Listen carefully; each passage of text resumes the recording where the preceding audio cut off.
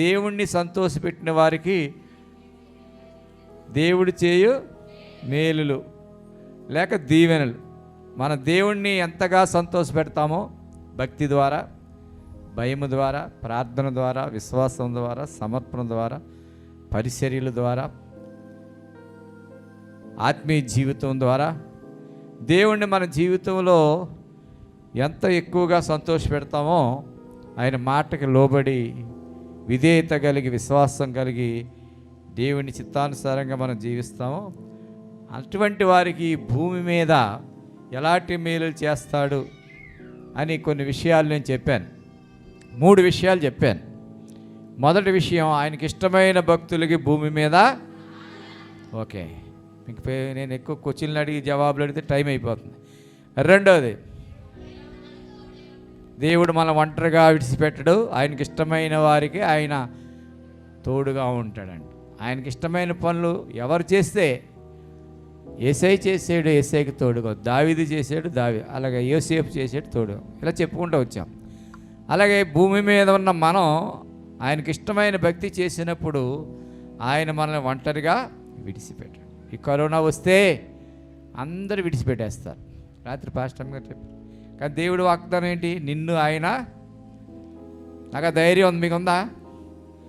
నన్ను ఎవరు విడిచిపెట్టేసినా పైకి కలిసి ఉన్నట్టుగా ఉంటారు, కానీ మనసుల్లో, మాటల్లో, అవగాహనలో కొన్ని తేడాలు ఉంటాయి. అవి మనం కనిపెట్టచ్చు. కానీ ఎవరిని ఏ విధంగా విడిచిపెట్టినా, వేరుగా చూసినా, మారుగా మాట్లాడినా, పైకోటి లోపలోటి మాట్లాడినా దేవుడు మాత్రం నిన్ను విడిచిపెట్టడు. నువ్వు ఆయనకి ఇష్టమైన భక్తి చేసినప్పుడు దేవుడు నీకు ఎల్లప్పుడూ తోడుగా ఉంటాడు అని యేసై చెప్పాడు, దావీదు చెప్పాడు, యోసేపు చెప్పాడు, అందరికీ రుజువైంది. అలాంటి భక్తి మనం కలిగి ఉన్నప్పుడు దేవుడు మనకు తోడే ఉంటాడు. చివరి పాయింట్ చెప్పాను, ఆయనకి ఇష్టమైన, చెప్పండి, తప్పించే దేవుడు. కీడు నుండి, అనారోగ్యాల నుండి, ప్రమాదాల నుండి ఎన్నో ఉన్నాయి కదా. ఈ అంత్యకాలం, అకాలం, రాకడ కాలం, దుర్దినాలు, చెడు దినాల్లో మన ప్రాణాన్ని, మన జీవాన్ని, మన ఆత్మల్ని, మన భక్తిని దేవుడు కీడు నుండి, అపవాది నుండి, ఈ నాశనం అయిపోయే పరిస్థితుల నుండి, ప్రకృతి నుండి మనల్ని తప్పించి, విడిపించి, రక్షించి గొప్ప చేస్తాడని ఆ 3 మాటలతో నేను ముగించాను. మొదటి పాయింట్కి వెళ్ళిపోదాం. యోహాను భక్తుడు రాసినటువంటి ఈ సువార్తలో, ఈ పత్రికలో ముఖ్యమైన మాట 9వ వచనం ఒకసారి చదవండి. 9వ వచనం, ఒప్పుకొని ఆయన నమ్మదగిన వాడును నీతిమంతుడును గనుక ఆయన మన పాపములను క్షమించి సమస్త దుర్నీతి నుండి మనలను పవిత్రులుగా చేయను. చాలు. క్షమాపణ, అందరూ చెప్పండి ఈ మాట. క్షమాపణ, ఫర్గివ్నెస్. దేవుని యొక్క ప్రేమ, దేవుని యొక్క సంకల్పం, దేవుని యొక్క ఆలోచన ఏమిటంటే మన పాపాలను క్షమించాలి, పాపులైన మనల్ని వెతికి రక్షించాలి.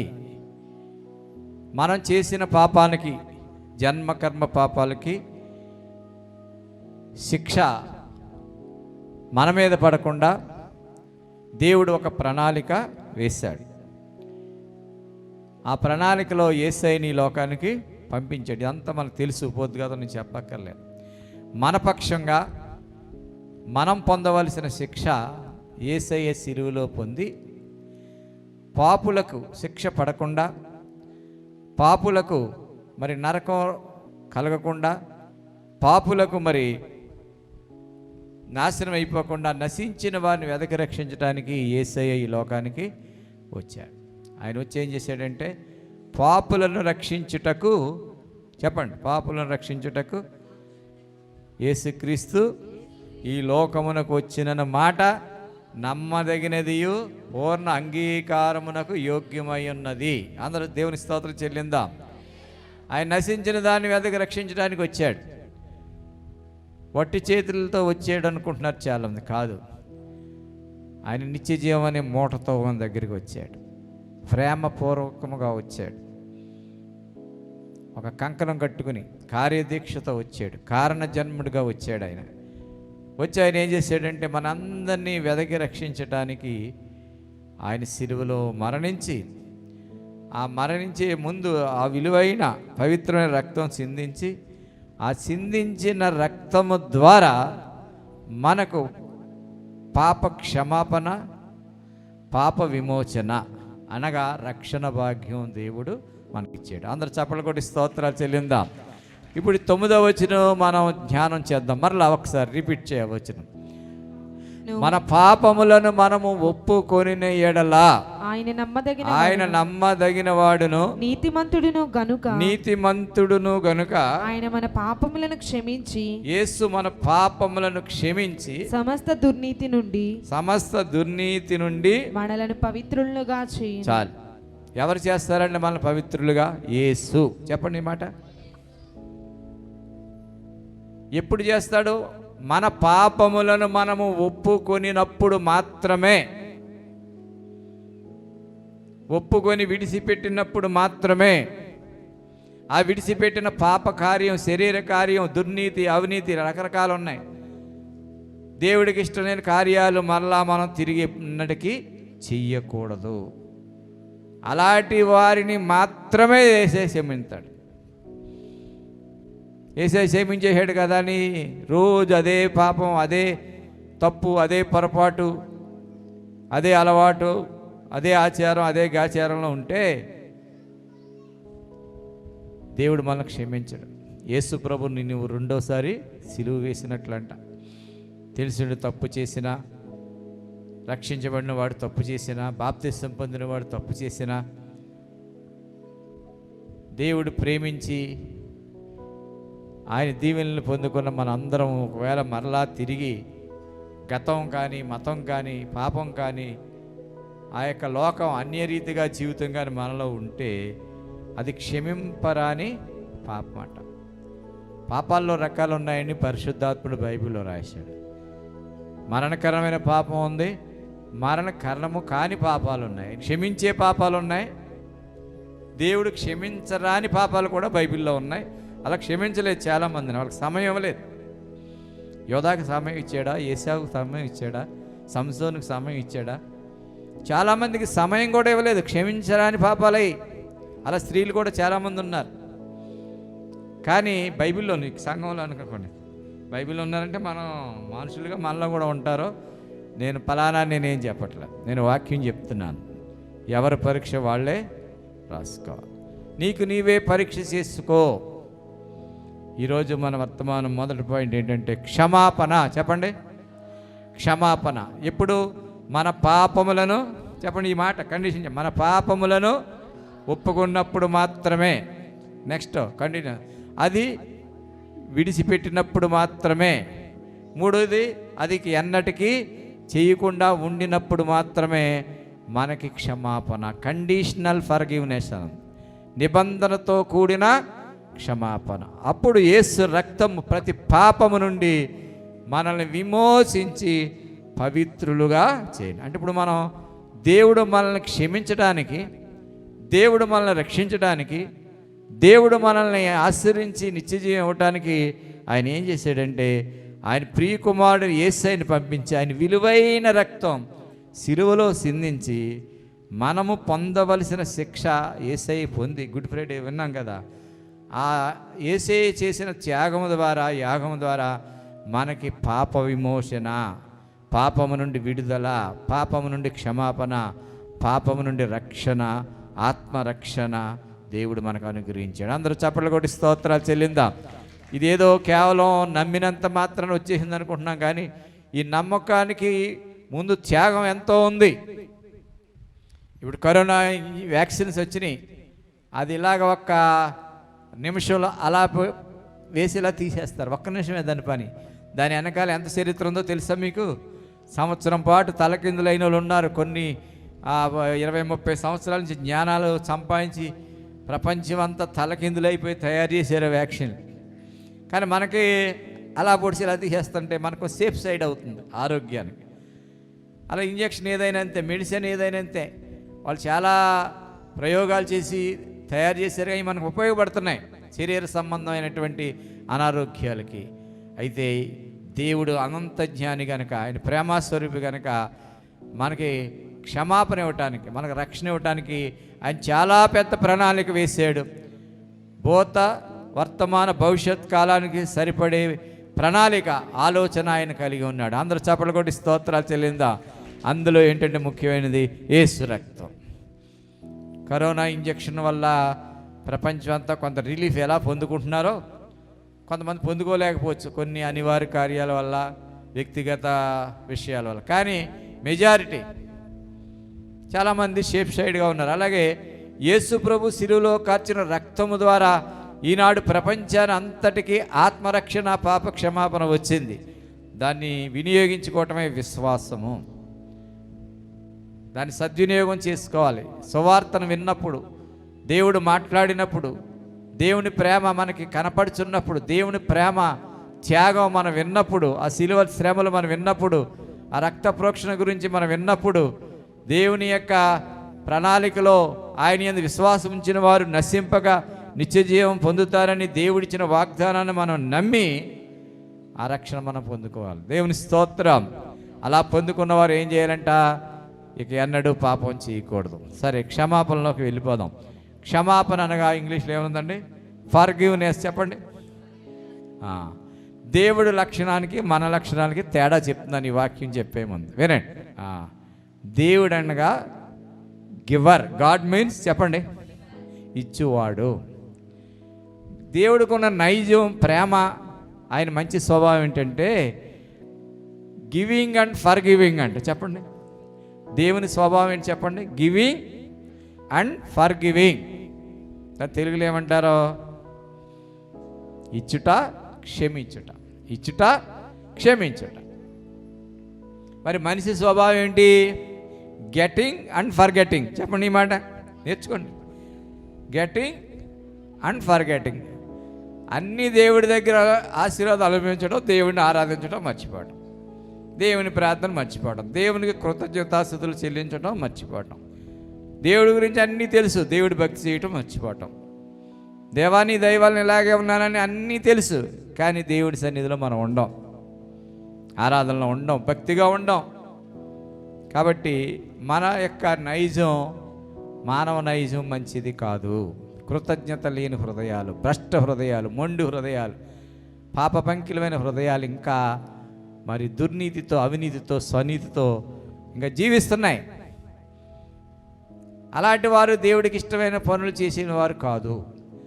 అలాంటి వారికి ఈ క్షమాపణ యొక్క అర్థం, పరమార్థం వాళ్ళకి లేదు.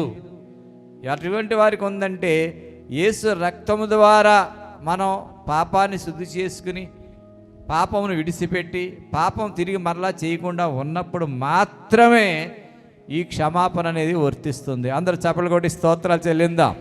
హల్లెలూయా, హల్లెలూయా. ఇది కండిషనల్. చూడండి, ఇప్పుడు వెళ్దాం లోకాసు సువార్త. క్షమాపణ గురించి నేను 2 మాటలు చెప్తాను, తర్వాత వేరే పాయింట్లకి. లోకాసు సువార్త 7వ అధ్యాయం. లోకాసు సువార్త 7వ అధ్యాయం 47వ వచనం చదువు. ఆమె విస్తారముగా ప్రేమించెను గనుక, ఆమె విస్తారముగా ప్రేమించెను గనుక, ఆమె యొక్క విస్తార పాపములు, ఆమె యొక్క విస్తార పాపములు క్షమింపబడినని నీతో చెప్పుచున్నాను, నీతో చెప్పుచున్నాను. ఎవనికి కొంచెముగా క్షమింపబడును, ఎవనికి కొంచెముగా క్షమింపబడునో వాడు కొంచెముగా ప్రేమించునని చెప్పి, వాడిని కొంచెముగా ప్రేమించునని చెప్పి, నీ పాపములు క్షమింపబడి ఉన్నవి నీ అని, పాపములు క్షమింపబడి ఉన్నవని ఆమెతో అనెను. అందరూ ఒకసారి చప్పట్లు కొట్టి స్తోత్రం చెల్లిందాం. క్షమాపణ గురించి మనం బాగా అర్థం చేసుకోవాలి. దేవుడు మనకి ఇచ్చిన క్షమాపణ గురించి ఇక్కడ యేసు ప్రభు వారు స్వయంగా చెప్తున్నాడు. ఆయన ఈ పాపాత్మురాలైన స్త్రీ యొక్క చరిత్ర, ఈ పాపాత్మురాలైన స్త్రీని గురించి ఆయన ఏం చెప్తున్నాడంటే, ఆమె విస్తారమైన పాపాలు చేసింది. ఆమె చేసిన పాపాలు చుట్టుపక్కల ఎవరో చేయలేదేమో.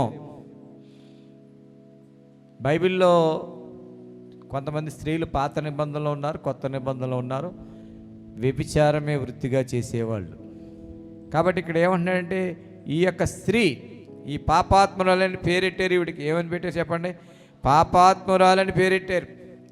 ఇంకా అంతకు మించిన పేరు దొరకలేదు బైబిల్లో. ఎందుకంటే ఇంకా అదే కరెక్ట్ అంట. అన్ని పాపాలు చేసిందంట. ఈ పాపం ఆ పాపం అని కాకుండా అది వృత్తి అయిపోయింది, అదొక వ్యాపారం, అదొక అలవాటు అయిపోయింది. తర్వాత కొంతకాలానికి యేసు ప్రభువారు సువార్త విని యేసు ప్రభువారు పాపాలు క్షమిస్తాడని రక్షిస్తాడని తెలుసుకుని ఆమె యేసు ప్రభు ఉన్న చోటకి వచ్చి ఆమె యేసు ప్రభు పాదాలు కడిగి తల వెంట్రుకలతో తుడిసి కన్నీటి ప్రార్థన చేసిందంట. ఏ ప్రార్థన చేసింది చెప్పండి? అప్పుడు యేసు ప్రభు అన్నారు, అమ్మా నీ పాపాలు క్షమింపబడినవి. అందరు చప్పట్లు కొట్టి స్తోత్రాలు చెల్లిందాం. ఎప్పుడు క్షమించాడు? వృత్తిలో ఉండగా క్షమించాడా? ఆమె ఇంటికి వెళ్ళి క్షమించాడా? నువ్వు ఎంతమందితో ఉన్నా పర్వాలేదని క్షమించాడా? ఏ తప్పు చేసినా పర్వాలేదని క్షమించాడా? లేదు. ఆమె పాపం తెలుసుకుని ప్రభు యొక్క కృపా ప్రేమ తెలుసుకుని ప్రభువుని నమ్ముకుంటే యేసు రక్తం యేసు ప్రేమ నన్ను క్షమిస్తుంది, నన్ను రక్షిస్తుందని తెలుసుకున్న తర్వాత ఆమెకు పశ్చాత్తాపం కలిగింది. ఏం కలిగింది చెప్పండి? మార్పు. పశ్చాత్తాపం అంటే ఏం లేదు, మార్పు, మారు మనస్సు కలిగినది. చెప్పండి, మారు మనస్సు అంటేనే పశ్చాత్తాపం. పశ్చాత్తాపానికి ఫలితమే మారు మనసు. పాత మనసు, రోత మనసు మారిపోయిందనమాట. నేను చేసినంత తప్పు, ఇదంతా దేవుడికి ఇష్టం కాదు, దీనివల్ల నేను నాశనం అయిపోయాను, నాకు నరకమే. కాబట్టి ఇప్పుడు యేసు ప్రభు శరణ కోరుకుంటాను, ఆయన పాదాల దగ్గరికి వెళ్ళిపోతాను, పాదాల మీద పడతాను, పాదాలు శుభ్రంగా కడుగుతాను, కన్నీటితో కడుగుతాను, తల వెంట్రుకలతో తుడుస్తాను, క్షమించమని ఏడ్చి ఏడ్చి ప్రార్థన చేస్తాను అని తీర్మానం చేసుకుంది. ఇక నుంచి ఏ పాపం చేయనని తీర్మానం చేసుకుంది, పశ్చాత్తాపడింది, కన్నీరు కార్చింది, యేసు ప్రభు పాదాల దగ్గర ఏడుస్తూ ప్రార్థన చేస్తుంది. అప్పుడు అన్నాడు యేసు, అమ్మా నీ పాపములు క్షమించబడి. ఇవన్నీ చూస్తున్నారు ఈ శిష్యులు, చుట్టుపక్కల ఉన్నవారు చూసి వాళ్ళు అనుకుంటున్నారంట, ఏంటి ఈమెని క్షమించున్నాడు, ఇన్ని పాపాలు చేసింది, ఒకటా రెండా? ఈ పాపాలు ఎక్కువ చేసిన ఆవిడని క్షమించున్నాడు ఏంటి ఈయనని తనలో తాను అనుకుని అందరూ మరి ఒక ప్రశ్న మార్క్ వేసుకున్నారంట. అప్పుడు యేసయ్య హృదయ రహస్యాలు ఎరిగి ఆమె విస్తారంగా నన్ను ప్రేమించింది గనుక, ఆ మాట చదవండి 47, ఆమె విస్తారముగా ప్రేమించను గనుక ఆమె యొక్క విస్తార పాపములు క్షమించబడి. అందరూ ఒకసారి చప్పట్లు కొట్టి స్తోత్రం చెల్లిందాం. పాపాలు క్షమించబడటానికి పశ్చాత్తాపం ఒకటే, విశ్వాసం ఒకటి, ప్రేమ. చెప్పండి, ఏ ప్రేమ ఇది? దేవుని ప్రేమ, దేవుని మీద ప్రేమ, దేవుడు చేసిన ప్రేమను గ్రహించటం. దేవుడు ప్రేమామయుడు, నన్ను ప్రేమించాడు, నా కొరకు ప్రాణం పెట్టాడు, నా కొరకు రక్తం చిందించాడు, అది నమ్మితే నాకు రక్షణ ఉంది, క్షమాపణ ఉంది. యేసు రక్తం ప్రతి పాపమును క్షమించి ప్రతి పాపం నుండి నన్ను విడిపించి పవిత్రులుగా చేయనని తీర్మానం చేసుకుని ఈ మనసంతా అంతవరకు లోకమే చూపించింది ప్రేమ. ఈ యాసం, ఈ మోసం, ఈ వయసు లేదా ఈ యొక్క సుఖం భోగం అంతా లోకానికి వచ్చేసిందేమో. వెంటనే ఆ లోక సంబంధమైన ప్రేమ, ఆ శరీర సంబంధమైన ప్రేమ, దేవుడికి ఇష్టం లేనటువంటి ఆ చెడు నరకం మీద ఉన్నటువంటి ఆ మనసంతా మారిపోయి మారు మనసు కలిగి పశ్చాత్తాపం చెంది ఆమె ఎక్కువగా విస్తారముగా యేసయ్య పాదాల మీద పడి, దేవా నీవే శరణ్యం, నీవే రక్షకుడు, నీవే కరుణించాలి, నీవే క్షమించాలి, నీవే నన్ను దీవించాలని ఏడుస్తూ విస్తారంగా ప్రేమించిందంట. కాబట్టి పాపాలు క్షమించబడటానికి ఒక మంచి మాట ఏంటంటే దేవుణ్ణి విస్తారముగా ప్రేమించుట. చెప్పండి, దేవుణ్ణి విస్తారముగా ప్రేమించుట అంటే అర్థం ఏంటంటే దేవుని ప్రేమను గ్రహించి విశ్వసించి దానికి అనుగుణంగా మన జీవితాలు మార్చుకోవటమే. ఇక నుంచి ఏ పాపం చేయొద్దని యేసయ్య చాలామందికి చెప్పాడు క్షమించినప్పుడు. రక్తస్రావం గల స్త్రీతో చెప్పాడు, మగ్దలేని మరియతో చెప్పాడు, సమరయ స్త్రీతో చెప్పాడు, అలాగే అనేక మంది మగవాళ్ళతో చెప్పాడు, శంకర్తో చెప్పాడు, జక్కయ్యతో చెప్పాడు. ఒకరు కాదు, ఇద్దరు కాదు, అనేక మందితో చెప్పాడు మీరు ఇక్కడ ఏ పాపము చేయొద్దు, ఇక్కడ మీకు ఈనాడు రక్షణ వచ్చింది కనుక మీరు ఏ పాపం చేయకండి, దేవుణ్ణి మహింపరచండి, దైవజనులకి కనపరుచుకోండి, దేవుడు చేసిన ఉపకారాలు కానుకలు వేసుకోండి, సాక్ష్యం చెప్పుకోండి. ఇంక ఏ పాపాలు మీరు చెయ్యొద్దు. అందరూ స్తోత్రాలు చెల్లిందాం. కాబట్టి మొదటి మాట ఏంటి చెప్పండి? దేవుడికి ఇష్టమైన వారికి భూమి మీద కలిగే మేలు ఏంటంటే క్షమాపణ. దాన్ని మీరు ఇంకేం చెప్తారంటే పాప క్షమాపణ అనండి. పాపానికి విడుదల, పాపానికి ఫుల్ స్టాప్, పాపానికి శిక్ష యేసయ్య చేశాడు. పాపానికి శిక్ష కూడా మనం లేకుండా యేసయ్య చేశాడు. దేవుని స్తోత్రం.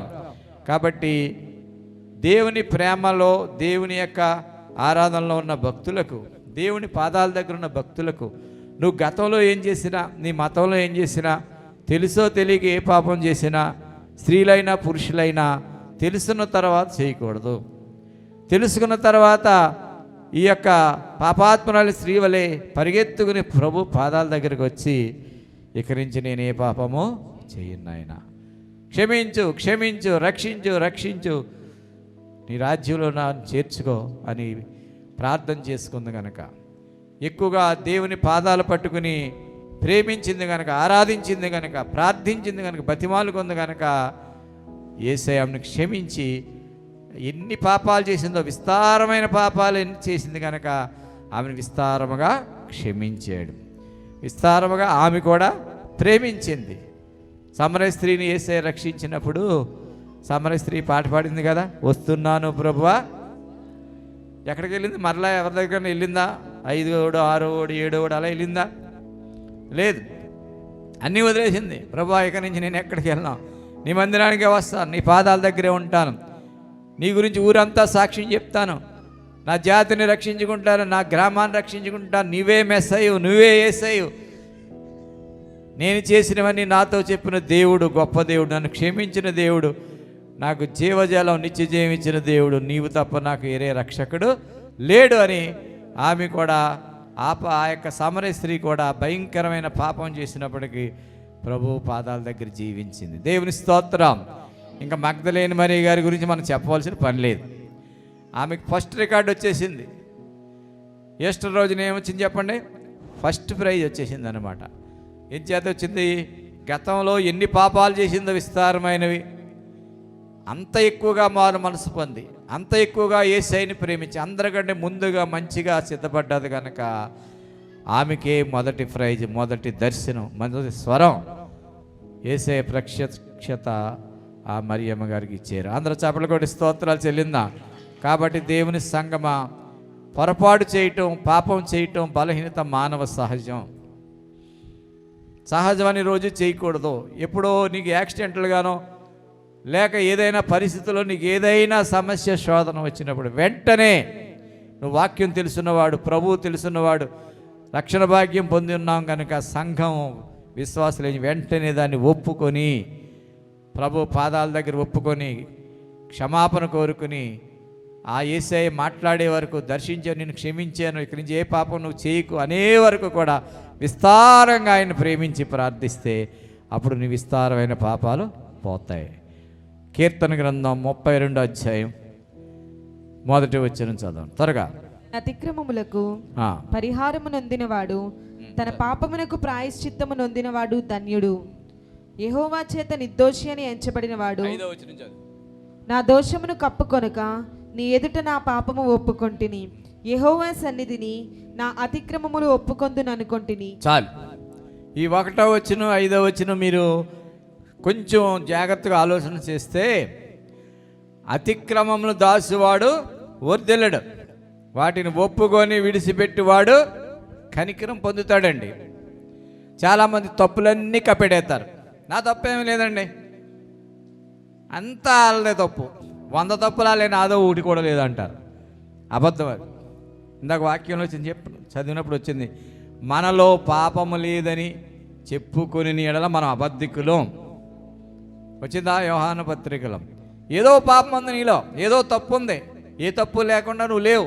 నీ తప్పులన్నీ దేవుడు క్షమించాడు, నీ పాపాలన్నీ దేవుడు క్షమించాడు, కానీ ఇక్కడి నుంచి పాపం చేయొద్దన్నాడు. చాలా సందర్భాల్లో మనుషులు చేసే పొరపాటుదే, నాలో ఏ తప్పు లేదంట.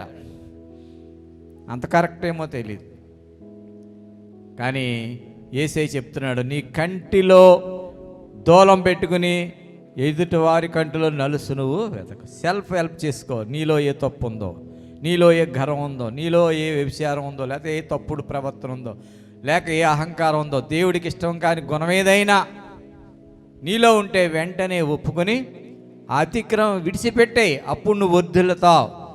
అందుచేత 5వ వచనంలో ఉంది, నా పాపములను కప్పు కనుక నీ ఎదుట, అంటే దేవుని ఎదుట ఒప్పుకొని విడిచిపెట్టేస్తున్నా. అది సంఘం చేయవలసిన పని. అది మనం అలవర్చుకోవాలి, మన పిల్లలకు నేర్పాలి. యవనస్తులకు ముఖ్యంగా ఇలాంటి వాక్యాలు బలంగా హృదయంలో ఉండాలి. 119వ కీర్తనలో రాశాడు కదా, నీ ఎదుట నేను పాపము చేయకుండానట్లు నీ వాక్యము నా హృదయములో. ఇక్కడి నుంచి పాపం చేయకూడదు. అయింది అల్లరే, గతం గత. ఎంతకాలం రక్షణ భాగ్యం పొందిన తర్వాత క్రైస్తవుడు అయిందని ఇక్కడి నుంచి ఏ పాపం చేయకూడదు. వాక్యం తెలుసున్నవారు దేవుని సంతోషపెట్టే పవిత్రమైన ప్రవర్తన కలిగి ఉండాలి, ఓర్పు సహనం కలిగి ఉండాలి. దేవుడు మేలు చేసేవారు కనిపెట్టుకోవాలి తప్ప తొందరపాట్లు తొట్టుపాట్లు ఉండకూడదు. చూడండి, ఈ క్షమాపణ గురించి ఇంకొక మాట చెప్తాను. లోకాసు సువార్త 34. యేసు తండ్రి వీరేమి చేయుచున్నారో వీరెరుగరు గనుక వీరిని క్షమించుమని చెప్పాను. చాలు, అందరూ ఒకసారి చప్పట్లు కొట్టి స్తోత్రాలు చెల్లిందా. ఒక్కొక్కసారి మనం ఏం చేస్తున్నామో మనకు తెలియదండి, కానీ దేవుడికి తెలుసు. అది ఏం తెలుసు దేవుడికి? మనం ఏం చేస్తున్నామో మనకు తెలియదని దేవుడికి తెలుసు అంట. మరుపు సహజం. తెలిసిండి కూడా కొంతమంది చేస్తారు, మూర్ఖులతో కొంతమంది చేస్తారు. వీళ్ళు ఏం చేస్తున్నారో వీళ్ళు తెలియట్లేదు అన్నాడు ఫైనల్గా ఒకే ఒక మాట. అది ఎంత మంచి మాట తెలుసా? మన అందరి గురించి చెప్పిన మాట అది. ఆ సిలువేసిన వాళ్ళ గురించి అనే కాదు, ఏదో 4, 10 మంది 50 మంది ఆ యొక్క శిక్షలో యేసు ప్రభుని శోధించిన వారి కొరకు చెప్పిన మాట కాదు, కానీ ఈ మానవులందరి కొరకు. ప్రభువా, వీరేం చేస్తున్నారో వీరి కొరకే కదా నువ్వు నన్ను పంపించావు. నేను రక్తం సిందిస్తాను కదా, వీళ్ళందరి శిక్ష నా మీద వేసి వీళ్ళని క్షమించేయి, వెంటనే క్షమించేయి, వెంటనే రక్షించు, వీరి పేర్లన్నీ జీవగ్రంథంలో రాసుకో. దేవుని మనసు క్షమించే మనసు కనుక యేసయ్యని పంపించాడు. యేసయ్య మనసు క్షమించే మనసు కనుక ఆయన మన అందరినీ క్షమించి రక్షించటానికి శిలువలో మరణించి రక్తం సిందించడమే కాకుండా ఫస్ట్ మాట, 7 మాటల్లో ప్రాముఖ్యమైన మాట మొదటగా ఎందుకు తీసుకున్నాడు చెప్పాలంటే, అది ఆయన కాన్సెప్ట్. ఆ ఒక్క పని నిమిత్తం ఆయన వచ్చాడు, క్షమించడానికి రక్షించడానికే వచ్చాడు. ఏదేమైనా సరే, ఆడు దొంగ అవనే, వ్యభిచారం అవనే, ఆడు పండితుడవనే, పామరుడవనే, ధనికుడవనే, దరిద్రుడవనే, ఈ లోకంలో పుట్టి పెరిగిన ప్రతి మానవుడు ఏ భేదమును లేదు. అందరూ పాపము చేసి దేవుడు అనుగ్రహించి మహిమ పొందలేని ప్రతి ఒక్కరిని వెదకి రక్షించడానికి యేసయ్య వచ్చాడు కనుక ఆ ప్రేమతో వచ్చాడు. ఆ ప్రేమతోనే పాపులను క్షమించాడు. ఈ పాపులందరి కొరకు శిలువలో ఆయన చెప్తున్నాడు, తండ్రి వీరేం చేస్తున్నారు, వీరిని క్షమించే. వీరి పక్షంగా నేను ఒకరితో తీసుకున్నాను, నేను శిక్ష పొందుతున్నాను అన్నాడు. వెంటనే అప్పుడు దొంగకి మారు మనసు కలిగి యేసు ప్రభువు వారు చెప్పిన మాట ఎవరి హృదయంలోకి వెళ్ళిపోయిందండి? దొంగ హృదయంలోకి వెళ్ళిపోయి పక్కన ఉన్నాడంట. తెలిసిపోయింది ఆడికి. 2 దొంగలు, ఒక దొంగ ఏమో తెలిసిపోయింది. వెంటనే సువార్త అందింది. దేవా క్షమించమని ప్రార్థన చేస్తున్నాను, క్షమింతాడేమో అని వెంటనే అన్నాడు, ప్రభువా నీ రాజ్యం వచ్చేటప్పుడు నేను దొంగనే, పనికిమాలో నన్ను క్షమించి అన్నాడు. అప్పుడు యేసయ్య ఏమన్నాడు చెప్పండి? వెంటనే ఇదిగో నీవు నేడు నాతో కూడా. అందరు చప్పలు కూడా స్తోత్రాలు చెల్లిందాం. మనం ఎన్ని ఘోర పాపాలు చేసినా, ఎన్ని రకాల గత చరిత్ర ఉన్నా, దేవుడికి వ్యతిరేకంగా ఎన్ని కార్యక్రమాలు చేసినా, ఒక్క ప్రేమ, దైవ ప్రేమ, క్రీస్తు ప్రేమ మనల్ని రక్షిస్తుంది. ఎప్పుడంటే మన పాపాలు మనం ఒప్పుకొనినప్పుడు, మారు మనసు కలిగినప్పుడు, పశ్చాత్తాపం కలిగినప్పుడు, దేవుడికి ఇష్టమైన హృదయముగా నూతన స్వభావం మనం ధరించుకున్నప్పుడు యేసయ్య మనం అప్పుడు మన పాపములు మనం ఒప్పుకొని ఎడల యేసు రక్తము ప్రతి పాపిని క్షమించి పాపము నుండి మనల్ని రక్షిస్తుంది. అందరూ స్తోత్రాలు చెల్లిందాం. 2వ పాయింట్లోకి వెళ్ళిపోదాం. సరే, ఆశీర్వాదం గురించి చెప్పుకుందాం. దీని గురించి చూడండి, ఆదికాండం 24వ అధ్యాయం మొదటి వచనం త్వరగా. అబ్రహాము బహుకాలము గడిచిన వృద్ధుడై ఉండెను. బహుకాలము గడిచి వృద్ధుడై ఉండెను. అన్ని విషయములలో యెహోవా అబ్రహామును ఆశీర్వదించెను. అబ్రహాము అనే భక్తుడిని ఆశీర్వదించిన. అందరూ చప్పట్లు కొట్టండి, దేవుని స్తుతించండి. అబ్బా, అబ్రహాము బహుకాల వృద్ధుడైపోయి ఉన్నాడంట. అంటే లాస్ట్ అండ్ ఫైనల్ స్టేజ్కి వచ్చాడు. ఇంచుమించు దేవుని పిలుపుకి దగ్గరలో ఉన్నాడు. అబ్రహాంకి దేవుడు అంత ఆయుష్ ఇచ్చాడంటే, అంత ఆరోగ్యం ఇచ్చాడంటే కేవలం దేవుని యొక్క ఆశీర్వాదం. యెహోవా యందు భయభక్తులు కలిగి ఉండుట దీర్ఘాయుస్సునకు కారణం. అదొక మొదటి పాయింట్. దేవుని స్తోత్రం. ఈ ఆయుస్సులో మరి అబ్రహాము జీవితంలో ఎన్నో చరిత్రలు జరిగినాయి. కానీ చివరికి అబ్రహాముని దేవుడు అన్ని విషయాల్లో, ఒక్క విషయం కాదండి, అబ్రహాము తలపెట్టిన ప్రతి విషయంలోనూ, ప్రతి పనిలోనూ దేవుడు అబ్రహాముని బహుగా ఆశీర్వదించెను. అందరూ చప్పట్లు కొట్టి స్తోత్రాలు చెల్లాను. ఎందుకు అని ఆలోచన చేస్తే దేవుడు అబ్రహాముని పిలిచినప్పుడు ఒకే ఒక మాట, చిత్తము ప్రభువా అన్నాడు. ఏమన్నాడు చెప్పండి? ఫలానా చోటకి వెళ్ళు, చిత్తం ప్రభువా. అడ్రస్ లేకపోయినా వెళ్ళిపోయాడు, చిత్తం ప్రభు అన్నాడు. అది మొదలుపెట్టాడు విశ్వాస ప్రయాణం. ఇప్పుడు రండి, ఆదికాండం 22వ అధ్యాయం మూలవాక్యానికి 16వ వచనం చదవండి. ఆదికాండం 22:16. నీవు నీకు ఒక్కడే అయ్యున్నా నీ కుమారుని ఈయ వెనుక తీయక ఈ కార్యము చేసినందున నేను నిన్ను ఆశీర్వదించి ఆకాశ నక్షత్రముల వలెను సముద్ర తీరమందలి ఇసుక వలెను నీ సంతానమును నిశ్చయముగా విస్తరింపచేసేదను. అందరూ చప్పట్లు కొట్టి స్తోత్రాలు చెల్లిందాం. హల్లెలూయా. ఎంత చక్కని మాట ఉందండి ఇక్కడ. నీవు ఈ కార్యము చేసినందువలన. ఏ కార్యం అది? దేవుడు అబ్రహామును పిలిచి నీ కుమారుని నాకు అర్పించమన్నాడు. ఏమన్నాడు చెప్పండి? బలి అర్పించమన్నాడు. నేను ఏమనన్నాడా? బలి ఇవ్వనన్నాడు అబ్రహాం. మనం అయితే అంటాం, ఇప్పుడైతే ఏమో పుట్టిన బిడ్డని లేక దేవుడు దీవించి ఆశీర్వించి ఇచ్చిన బిడ్డని బలి అడిగితే ఎంత బాధ అంటే అది చెప్పలేం, ఊహించలేం. ఏదో చరిత్ర చెప్పుకుని దేవుని గొప్పతనం మనం తెలుసుకుంటున్నాం, భక్తి నేర్చుకుంటున్నాం. కానీ అది అనుభవించిన వాళ్ళకి ఆ చిత్రవద తెలుస్తుంది, ఆ కడుపు కోత లేక ఆ బాధ తెలుస్తుంది అన్నమాట. దేవుని స్తోత్రం. అయినప్పటికీ తన ఒక్క కుమారుణ్ణి ఇవ్వటానికి వెనుక తీయలేదు కనుక ఇంత గొప్ప సమర్పణ, ఇంత గొప్ప త్యాగం, ఇంత గొప్ప విధేయత ఎవరిలోనూ చూడలేదు కనుక దేవుడు అబ్రహాముని ఎంతగా ఆశీర్వదించాడంటే ఈ భూలోకమంతటిలో 18వ వచనం, నీవు నా మాట వినినందున భూలోకములోని జనములన్నీ నీ సంతానము వలన ఆశీర్వదించబడును. అందరూ చప్పట్లు కొట్టి స్తోత్రాలు చెల్లిందాం. ఒక అబ్రహాము తన కుమారుడు ఇస్సాకుని ఇవ్వటానికి ప్రయత్నించినప్పుడు దేవుడు ఆ యొక్క పని భక్తి మెచ్చి ఇస్సాకుని దీవించడం కాదంట, ఈ భూలోకంలో ఉన్న ప్రజలందరినీ అబ్రహాము యొక్క వంశము ద్వారా, అబ్రహాము యొక్క విశ్వాసం ద్వారా భూలోకంలో ఉన్న వాళ్ళందరినీ దేవుడు దీవించేశాడంట. ఎంత గొప్ప ఆశ. ఆ వంశంలోంచే దావీదు వచ్చాడు, ఆ వంశంలోంచి యేసయ్య వచ్చాడు. అన్నాడు అబ్రహాముకి ఇచ్చిన వాగ్దానం ఈనాడు యేసుక్రీస్తు ద్వారా మనందరినీ దేవుడు ఆశీర్వదిస్తున్నాడు. నమ్మిన వారు చప్పట్లు కొట్టి స్తోత్రాలు చెల్లిందాం. కారణం ఏంటని ఆలోచిస్తే అబ్రహాములో 3 మంచి గుణాలు ఉన్నాయండి. ఏం మంచి గుణాలు చెప్పండి? 1 విధేయత. చెప్పండి. చిత్తం ప్రభ. విధేయత అంటే లోబడుట, ఏది చెప్పినా దేవుడు. మనం విధేయతగా ఉండం, దేవుడు చెప్పిందో పక్కన పెట్టేస్తాం, మన ఇష్టం వచ్చినట్టు మనం చేస్తూ ఉంటాం. వాక్యం తెలుసు, ఇది తప్పు, అది అలా ఉంచిన ఆయన బైబిల్లో గుళ్ళో ఉంచిన ఇంటికాడ ఏదే తప్పు చేస్తాను, ఇది వద్దు అదే చేస్తాం, ఆ పనికి మళ్ళీ పని. దేవుడు చెప్పినట్టుగా చేస్తున్న చిత్తం ప్రభు అని లోబడుతున్నామా? విధేయులుగా ఉంటున్నామా? విశ్వాసులుగా ఉంటున్నామా? విధేయుడు అంటే ఏంటి? దేవుడి మాటకు లోబడుట, దేవుడి మాట ప్రకారంగా నడుచుట, ఆయన బాటలో మాటలో నడుచుట. అదే భయభక్తులు. భయభక్తులు కలిగి ఉండటం అంటే యెహోవా త్రోవలో నడుచుకోవటమే, దేవుని మాటలో నడుచుకోవటమే భయభక్తులు. అది అబ్రహాము కలిగి ఉన్నాడు. రెండవదిగా మనం చూస్తే అబ్రహాములో అర్పణ. చెప్పండి, అర్పణ అని చెప్పండి. ఈ మాట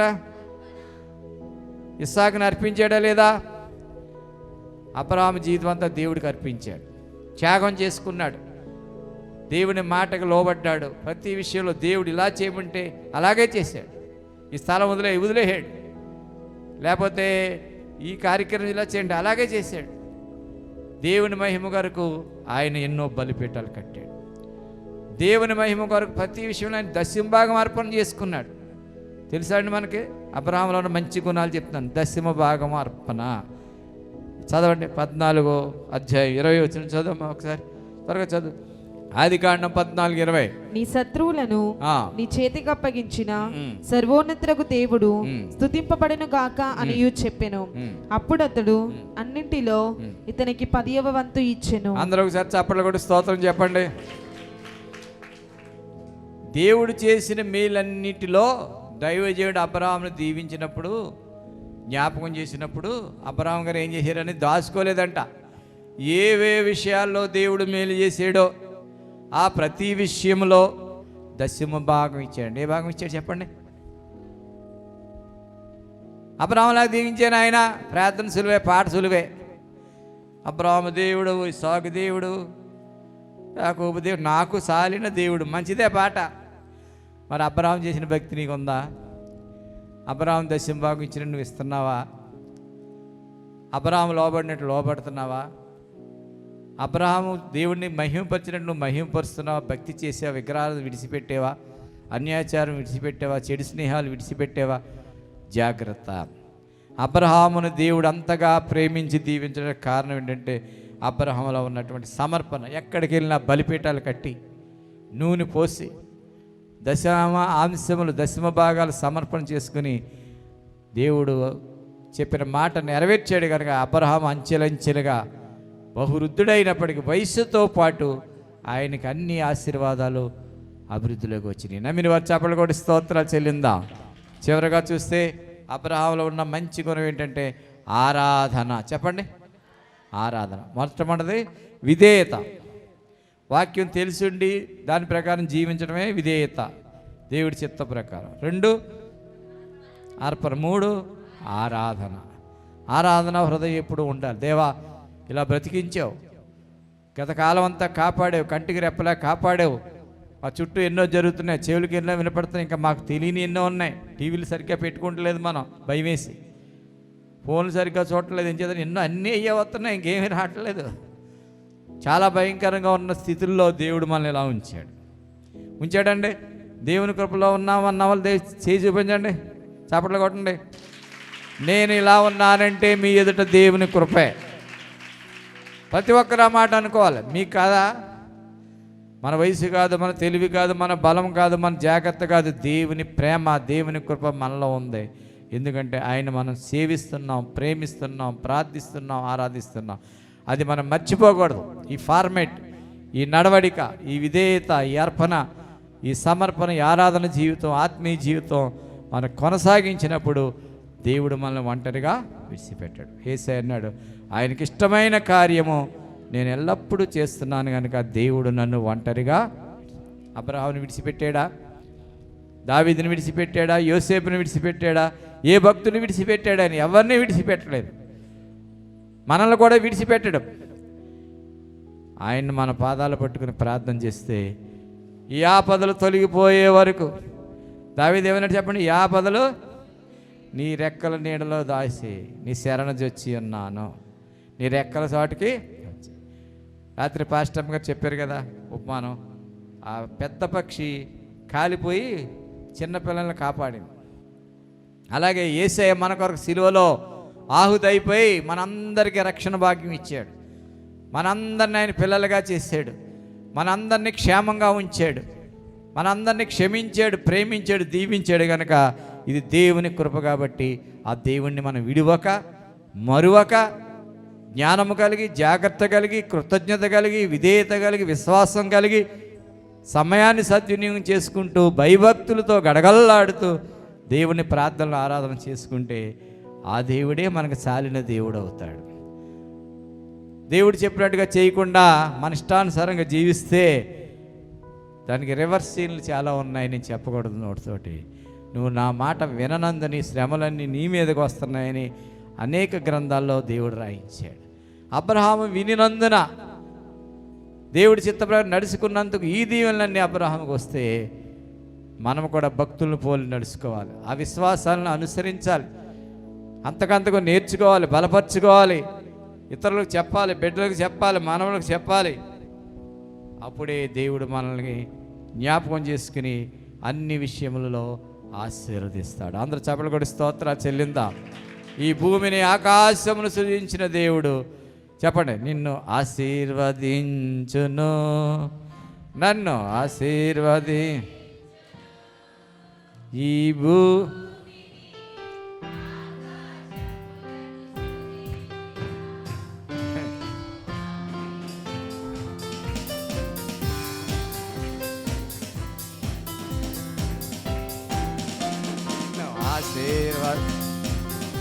చాలు. భూమి ఆకాశను సృజించిన దేవుడు, భూమి మీద నిన్ను సృజించిన దేవుడు, అబ్రహాముని ఆశ్రయించిన దేవుడు నిన్ను ఆశ్రయించాలంటే మనం ఏం చేయాలి? ఆయనకి ఇష్టమైన భక్తి భూమి మీద చేస్తే మొట్టమొదటి ఏంటి చెప్పండి? సమాధానం భూమి మీద. రెండోది ఒంటరిగా విడిచిపెట్టి తోడుగా ఉంటాడు. మూడోది కీడు అపాయాలు తప్పిస్తాడు. నాలుగవది క్షమాపణ ఇస్తాడు, ఇక్కడి నుంచి ఏ పాపం చేయకుండా కాపాడు. ఐదవది అన్ని విషయాల్లో, అన్ని అవసరాలు, అన్ని సందర్భాల్లో దేవుడు మనల్ని ఆశీర్వదిస్తాడు. దేవుడి వాక్యం దీవించి ఆశీర్వదించి